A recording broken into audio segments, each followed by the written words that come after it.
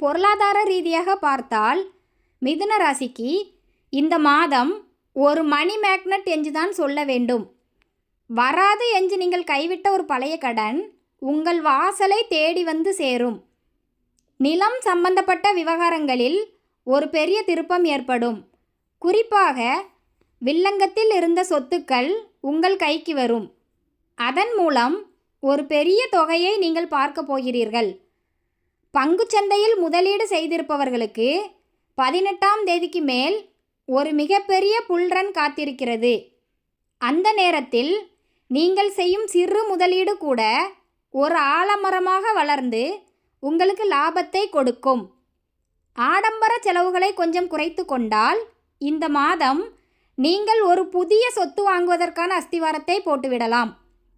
இந்த வீடியோவோட முழு பதிவையும் பார்க்கணுன்னா கீழே இருக்க லிங்கை கிளிக் பண்ணுங்கள். மறக்காமல் நம்ம சேனலை சப்ஸ்கிரைப் பண்ணிடுங்க.